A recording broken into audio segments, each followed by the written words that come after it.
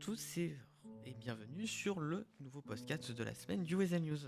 Avec moi en compagnie Billy. Bonjour tout le monde. Et bonjour Billy. Et comme d'habitude, vous me retrouvez. Moi c'est Lohan. On est parti et cette semaine est donc sur le signe de l'état d'urgence puisque ça fait maintenant 10 jours que celui-ci est en place. Cela n'a pourtant pas empêché des actes violents de se multiplier ces dernières semaines. Tiens d'ailleurs Billy, est-ce que tu peux nous parler? Parce que je crois que déjà le dimanche 20 il s'est passé des fusillades. En effet, 3 fusillades ont eu lieu le dimanche 20. Deux d'entre elles ont été des altercations entre groupes criminels pour le contrôle de Grove Street. Et une troisième a impliqué un groupe et des agents des forces de l'ordre sur le parvis du LSAS. Au total, c'est pas moins de 16 blessés, dont 4 agents des forces de l'ordre qui sont recensés pour cette seule soirée. Et je crois que c'est pour ça d'ailleurs que le gouvernement a décidé dans la foulée de prolonger et renforcer d'ailleurs l'état d'urgence en doublant les peines pour tout acte portant physiquement atteinte à un civil ou à un agent des forces de l'ordre, bien évidemment. En effet, ensuite, lundi, tout autre chose, ouverture sur la plage en 1003 d'un skatepark éphémère, né d'un partenariat entre le Zombie Car et le Black Cat. Un incendie s'y déclarera, mais aucune victime n'a été à déplorer, heureusement. Ça nous rassure. Pas de glissade sur cet événement, en tout cas pas celle qu'on pense. Voilà. Mais la mairie de Blaine d'ailleurs ce soir-là également a annoncé avoir débloqué une prime exceptionnelle de 30 000 $ pour l'ensemble de ses agents. C'était d'ailleurs pour les remercier de leur implication dans le cadre d'ailleurs de l'état d'urgence. C'est donc également la mairie de Los Santos qui a débloqué, elle, 40 000 $ pour ses agents, ainsi que le LSS, pour le SAHP, et d'ailleurs, nom qui a changé. Le, le SASP. Le SASP, oui, bon, j'ai du mal à le dire. Et le bureau du procureur également.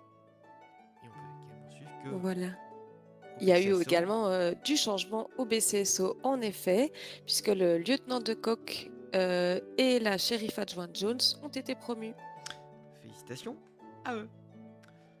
Et le lendemain, la police ne s'est pas arrêtée là. En effet, le BCSO a organisé sur la route 68 un barrage qui a donné lieu donc à une saisie de au moins 80 000 $ de matériel illégal, de nombreuses amendes, bien sûr, je pense notamment à la vitesse sur la route 68, et également on a pu retrouver un véhicule volé.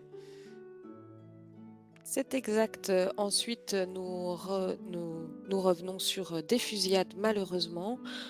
Donc, le mardi 22, une fusillade a éclaté au quartier Vagos suite à un règlement de compte en interne et plusieurs membres de ce groupe criminel en sont décédés. Encore une news qui fait froid dans le dos. Exactement, oui. Et mercredi, la mairie de Blaine, alors on travaille encore dessus, mais la mairie de Blaine County aurait proposé à ses services publics une baisse de salaire compensée par d'autres contreparties financières. Bien évidemment, je pense qu'au BCSO et au BCS, cela n'a pas plu, puisque surtout vu l'état d'urgence en place, donc la proposition aurait été déclinée. Mais ça n'a pas Tout empêché le à fait. gouvernement de faire quelque chose. De faire quelques changements. En effet, vous l'aurez certainement remarqué si vous avez l'habitude des grandes vitesses, les amendes de radar ont été revues à la baisse. Mais dorénavant, il va falloir 24 heures de délai pour pouvoir repasser le permis quand vous n'aurez plus de points. Aïe aïe aïe aïe aïe, et je crois que ça donne lieu à de nombreux débats au sein de certains partis politiques. Mais on va pas s'arrêter là encore. Et jeudi 24, rebelote, encore une fusillade a été signalée. Celles-ci font encore plusieurs fois plusieurs blessés. Et ça donnera lieu à plusieurs arrestations. Je pense que C'est exact. Cette l'information semaine avait... Oui. Vas-y, je te sens lancé. Oui, cette semaine, effectivement, la semaine dernière, le mot fusillade aura été dit plusieurs fois, hein.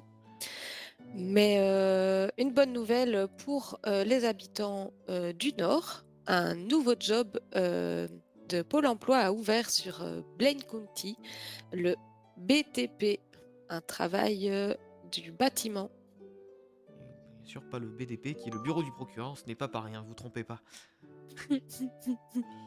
On va terminer sur une note un petit peu plus, on va dire, pinçante, j'irais même un petit peu plus salée, en tout cas de notre côté. Et oui, notre copatronne du Weather News, Eloise Flinch, a donc été enlevée par la mano samedi soir. Elle avait finalement été bien sûr retrouvée saine et sauve, et une personne sera arrêtée dans la foulée. Billy, est-ce que tu as encore Oh, d'autres infos?